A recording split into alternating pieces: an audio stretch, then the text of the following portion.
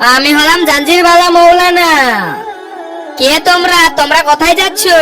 আমরা নামাজ পড়তে যাচ্ছি। নামাজ পড়তে যাচ্ছ? তোমরা জানো না এই গ্রামে 3 দিনের জন্য নামাজ মাফ হয়ে গিয়েছে। আমি হলাম ছড়িওয়ালা মৌলানা। আরে কি হয়েছে? তোমরা নামাজ পড়তে যাওনি? আরে কি তুমি জানো না এই গ্রামে 3 দিনের জন্য নামাজ মাফ করা হয়েছে? কে বললো 3 দিনের জন্য নামাজ মাফ করা হয়েছে? আপনার ভাই জাঞ্জিরওয়ালা মৌলানা। হ্যাঁ, ছড়িওয়ালা মৌলানা। আরে হ্যাঁ, কে তুই? আমি তোর ভাই জাঞ্জিরওয়ালা মৌলানা। তুই আমার ভাই হতে পারিস না।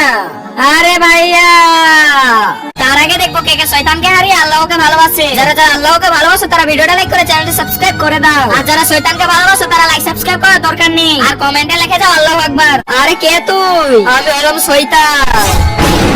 আমি এদেরকে বশ করে নিয়েছিলাম। শয়তান মুসলমানদেরকে নামাজ পড়ার জন্য নিষেধ করে। নামাজ মাফ হয়ে গেছে এই কথা বলার সাথে সাথে তোমরা নামাজ পড়া বন্ধ করে দিয়েছো। নামাজ তো আমার নবীরও মাফ করেনি, তো এটা তোমাদের কিভাবে হয়ে যায়?